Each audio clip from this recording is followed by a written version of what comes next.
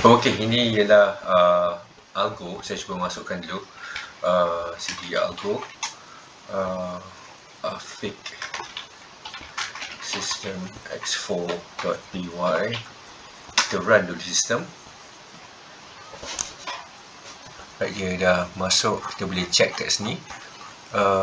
Ni belakang tabir macam gini sebenarnya, sistem berfungsi. Katakan saya buat sistem ni untuk dia check gold XAUSD, apakah sentimennya daripada session London sekarang ni pada 9/6 masih neutral, dan kita boleh nampak dekat sini apakah dia punya direction 5 minit, 15 minit, semua masih neutral lagi, kecuali 1 hour masih continue untuk sell. So kita boleh expect apabila harga sentuh dalam 3315 dan price akan mula turun, dan secara keseluruhannya sistem back end ni lah yang akan memacu automatic trading apabila kita guna back end sistem yang ada AI back end. AI back end tu akan proses semua data-data ni dan kemudian dia akan masukkan ke dalam sistem untuk mulakan trading.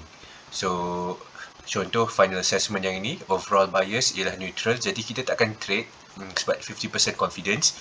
Risk level high, sangat high, dan kita ada balance bullish dengan bearish, bermaksud seller dengan buyer sama kuat.